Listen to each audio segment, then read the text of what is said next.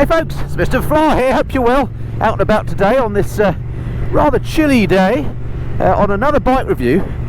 And this is a bike that I've definitely been wanting to ride for a long time, because today I'm on Triumph's most popular selling retro bike. This is the Street Twin, and it's not just any old Street Twin, this is their special edition. It's the Goldline, so stick around and stay tuned. If you're interested in this bike, I'll tell you what I think.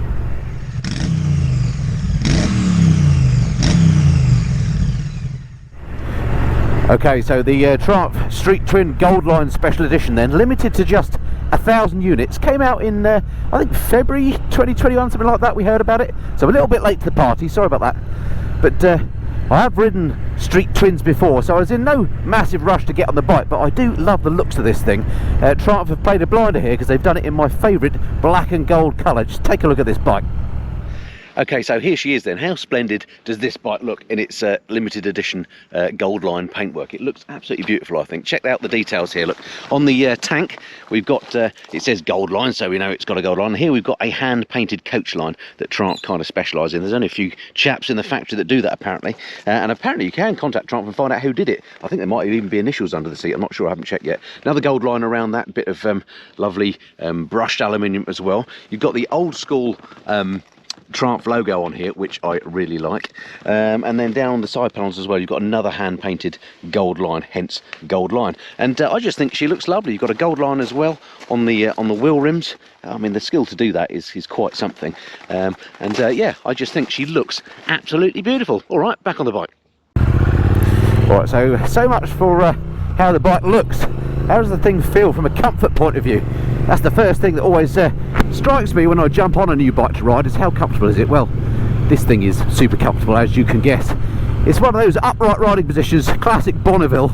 It's quite low, this bike, so my legs, my knees are fairly sort of acute, maybe a little bit more acute than they are on some of the other Bonnevilles, but very comfortable. The seat on it, for some reason, feels soft and padded, somewhat softer than on my Speed Twin, which is weird. You'd think they'd be the same, but no, this feels nice and soft, and there's plenty of room as well to move around. I'm not a very big person at 5'8", so smaller bikes are no issue for me, and this I suppose you'd think of as a smaller bike, but if you are a longer person, you have got some room to move around the seat, so you're all right there. So mentioning that low seat height on here, here is the seat, of course, and it is a very low 765mm, this one. Nice and padded, as I say, nice and squishy, and this bike actually at 765mm means it's one that really short people, so somebody springs to mind immediately is Mrs. Fly. She's 5'4", and she can get her feet almost flat on the deck on this bike, so that is a great thing. There aren't that many bikes around that shorter people can actually get their feet, you know, properly on the ground. This one is kind of the first really nice retro bike, bigger engined, that we found that Mrs. Fly can do that on. So yeah, great low seat height on here, 765mm. Why don't more manufacturers do bikes like that? Handlebars feel exactly like the same as on my Speed Twin. Not particularly wide, not particularly narrow, but you know, nice and comfortable. Your arms fall to place where you'd expect them to. But yeah, it's a comfortable place to be. Naked bike, of course, so you've got wind blast on you, but the wind that I'm getting down this road, here I'm doing what, 50 miles an hour, is completely smooth. There's no turbulence on me at all, so that's absolutely fine. This is just one of those bikes that brings a grin to your face. I can entirely see already why, as I say, this is Triumph's most popular retro. Because we're just riding around the lanes on a Sunday afternoon, absolutely perfect. Loads of grunt on this bike low down as well. I think this is the engine that Triumph call the high torque one. I'll double check that, but it's the 900cc, the smaller unit that you get in some of the Bonnevilles. But low down feels really grunty, so here we go.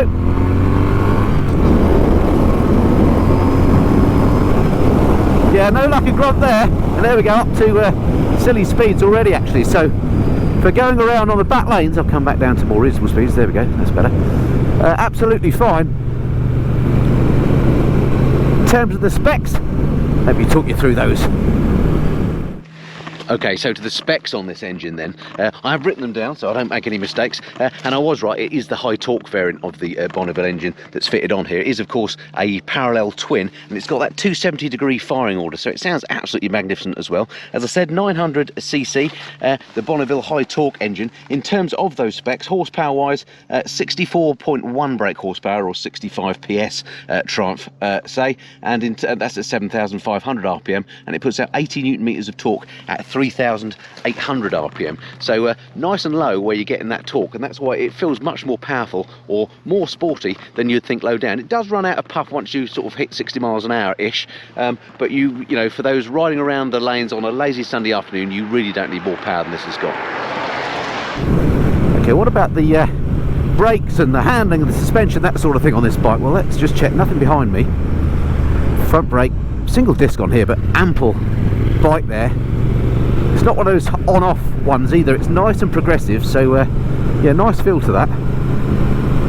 The bike does of course have ABS as well, as all bikes do these days. Let me just check behind. Rear brake, actually rear brake very good. Nothing wrong with those. And whilst I'm checking behind, these mirrors, by the way, although they're sort of stalky and Mickey Mouse looking, they work really well. There's no vibrations. I've got good situational awareness behind me. I'm not looking at my elbows or shoulders. I've got a great view behind, and they're nice and stable. Well, as I say, I'm not that keen on the looks of these. Maybe I would change them for some bar ends or something, just to make them look a bit nicer, but they work fine. Anyway, back to the handling around these corners. Oh, it feels lovely and balanced. I mean, it's not an expensive bike, so it's not got super top-notch suspension and top-notch brakes and all that stuff, but it feels absolutely fine for the sort of bike that it is. It's not a high-power super naked. Then yeah, the suspension feels fine. These roads are pretty bumpy and potholey around here. It's not at all crashy. It's a very comfortable ride. So talking to the brakes and suspension and the specs, again, let's hop off the bike. I'll show you them, talk you through the specs on those. Okay, so here are those brakes then. As you can see, it's got a 4-pot Brembo caliper on the front, and that's on a 310mm floating disc. If you go to the back end, down here we've got a 255mm disc, and it's got a 2-pot Nissin caliper on here. And taking a look at the suspension on it, it's very retro with this dual spring setup. No adjustability much, except for preload at the bottom of the springs there. On the front, it's got 41mm forks. These are non-adjustable. Once again, looking very retro with the gaiters here, which I think looks good. And unusually, these are right way up forks, aren't they? With you know, you got the shiny bit at the top, which is quite unusual these days in the world of upside down forks. But these are conventional forks, as I say, and they feel absolutely fine. Weight wise, the bike comes in at 216 kilograms wet, which is sort of a middling weight, I suppose. It actually feels a little bit heavier than that when you're moving it around the garage yourself, but when you're riding the bike, because it's got a relatively low centre of gravity, it doesn't feel weighty at all. Alright, back on the bike then. Let's just try that clutch. It's lovely and light, the clutch on here. The gearbox on here, yeah, lovely and smooth, as indeed all Triumph gearboxes are these days. Nothing wrong with that at all. Used to be a time when you bought a bike, and one of the things you'd have to test, or certainly I did, was what does the gearbox feel like? Are you getting false neutrals? Is it jumping out of gear? Is it hard to find neutral? Well, those things are in the past now, certainly as far as Triumphs are concerned, because the gearbox on here is lovely, and the clutch, as I say, lovely and light. Of course, it's a new bike, so you'd expect it to be good, but yeah, it feels nice. And I don't know whether the microphone's picking it up, but just listen to the sound of this engine as well. It just sounds lovely on here. Standard exhaust on this bike. It's got a lovely low throaty rumble to it. All adds to the fun factor of this bike. And I guess that's what this bike is all about for me. It's just one of those grin inducing machines. Really easy to ride, non-intimidating because it hasn't got a ridiculous amount of power, but it's got loads, as I say, for real world riding on the back lanes, which is where I want to ride the thing. That nice low seat height, easy to get your feet on the deck, doesn't feel particularly heavy. Now, I like this very, very much, and I entirely see why they sell in shed loads. I guess it's the sort of bike that is maybe aimed at people buying their first big bike, or maybe commuters, new riders, that sort of thing. But I think it's maybe doing it a bit of a disservice to think of it like that, because if I didn't already have a retro bike in terms of my speed twin and my Royal Enfield Interceptor, I'll tell you what, this would be top of the list. Listen to this thing. just fantastic. And also eminently open to customising. Of course, in the case of the Goldline, it's sort of customised already with that lovely paintwork etc. that I showed you earlier. But if you buy the standard Street Twin, then that's an excellent place to start customising the bike. Well, what else to say? Well, switchgear, very simple bike on here. It has got riding modes. It's got rain and road mode. That's all you need really. The switchgear, nice and simple. Over on the right hand side you just got your engine start and kill switch and the hazard lights, and on this side you've got your indicators, you've got your riding modes, and you've got your little information button that cycles you through trip counters, things like that. And the instrumentation itself is in the form of this single dial. I'm not a massive fan of this actually. I've said before when I originally rode the Street Twin a couple of years ago when they first came out that I would have rather that was the twin dial setup like you've got on the T100. I think that just looks nicer. Twin dials always look good on retro style bikes. Having said that, the actual face of it is quite nice. It's nice and clear. It's got everything you need, including, I'm thrilled to say, a proper fuel gauge. So that's excellent news. So many modern bikes still don't have fuel gauges. I just don't get what that's all about. Okay, so just a few more bits about this bike that I wanted to tell you. In terms of specs, so the fuel tank capacity on this bike, it's 12 litres, and believe it or not, Triumph quote a massive 68.9 miles per gallon on this as well, which is incredible. So that's going to have an excellent range on this. You can get the bike with optional heated grips and tyre pressure monitoring. This doesn't have that, unfortunately. On today, it'd be quite handy on a day like today. But yeah, you can get heated grips, so I would recommend them. There's that switch gear that we talked about earlier, and a closer look as well at that dial. Shall I turn it on for you so you can see it sweep? Go on then. There we go, it does its usual thing.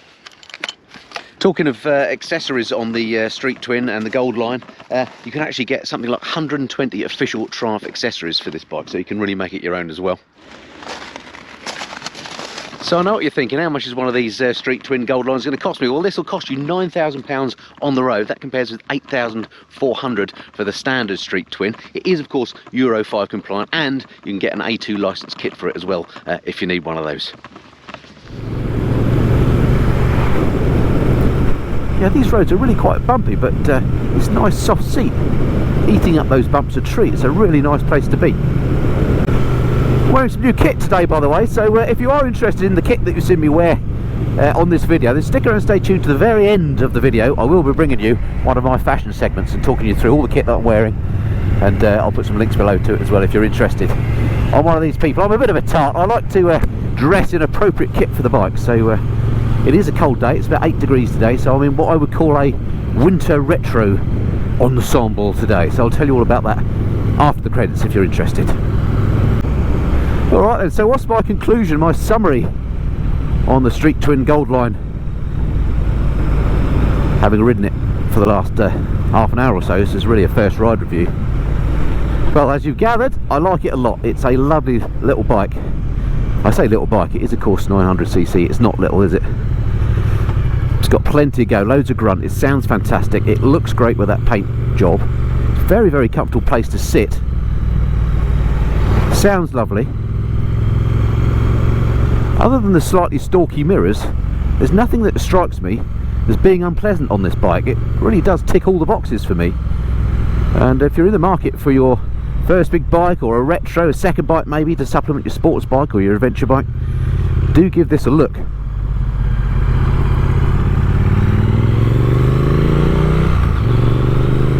Not hugely expensive, and a really, really nice bike. I can't really think of any other retros, maybe with the exception of the Ducati Scrambler, that sort of fits in this category. I suppose you could argue the Royal Enfield Interceptor, but this is a much more refined ride than that. The Interceptor feels a bit more old school. This is a much more modern feeling bike.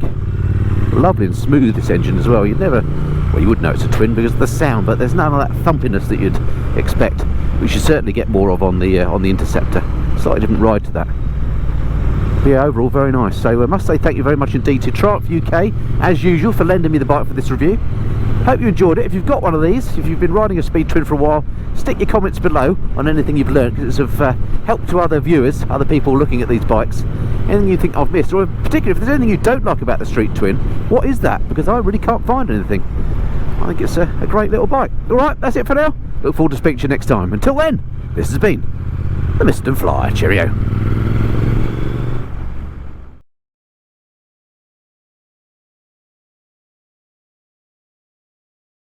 As soon as I stopped the camera rolling, I remembered another bike that, of course, is in this category, a definite competitor for this, and that is the new Kawasaki Z650, of course, which also is a beautiful looking bike in that green and gold. Looks really, really nice. I can't really comment how that compares to this because I haven't ridden that one yet, but hopefully I will do in time. But yeah, that's another bike that, of course, is a competitor in this segment. So just thought I'd add that in. All right, over to the fashion segment that I promised you. Okay, thank you for sticking around to the bitter end of the video and for the now infamous TMF fashion segment. I've got some new kit, as I mentioned in the video, and I thought I'd talk you through what they are. So let me just give you a little look at the whole ensemble to start with. As I said, this is my sort of retro winter ensemble.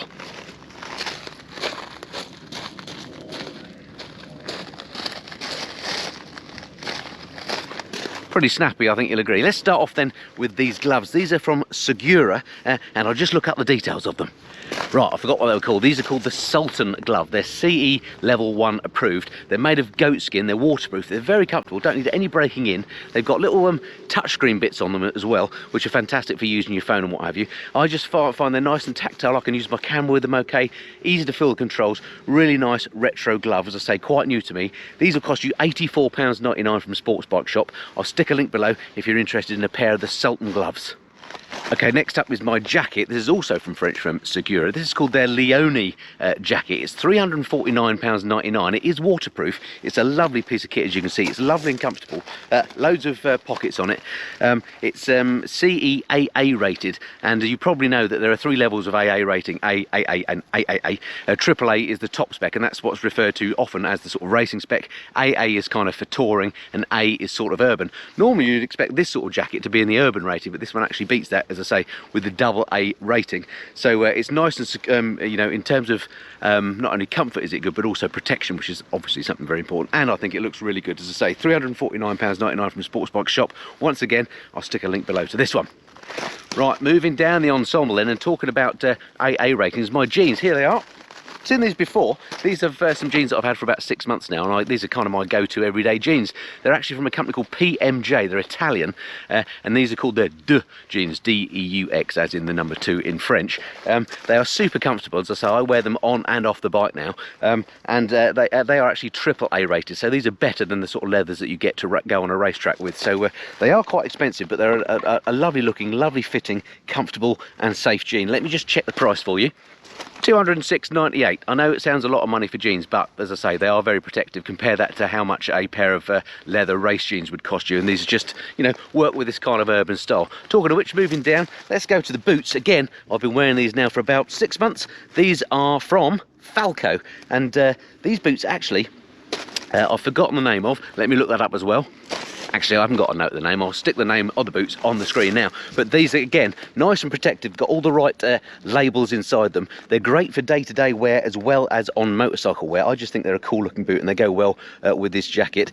Once again, I'll stick a link below. And just for full disclosure, the links below for Sports Bike Shop are what are called affiliate links. So if you click on those and buy something, you'll end up benefiting the channel. I'll get a little bit of a kickback, but at no extra cost to you. And I would say that I find Sports Bike Shop, their service, their delivery, their pricing is all excellent. They don't pay me to say that sort of stuff. In fact, I have no contact with Sports Bike Shop whatsoever, but I just think they are an excellent supplier. So do go and check those out. If not, if you want to find out other local suppliers, if you want to go and try things on, do check out the Bikerheads website, sponsors of the channel. Go to www.bikerheads.co.uk and you can find your local dealer for all the kit that I'm wearing today. Last but not least, of course, there are 2 items that I'm wearing that I must show you. Difficult to show you actually because it is a cold winter's day, but underneath here is my TMF base layer. I can't show you, this is rubbish, isn't it? £18 if you go to www.themistandflyer.com, and also my neck buff, which is a great bit of kit, little tree prezi for somebody at Christmas maybe, £8 on the website again, www.themistandflyer.com, I think it is. Alright, that's it for this fashion segment. Speak to you soon. And for the now infamous fashion segment, that bit that you've all been looking forward to, let's do that again.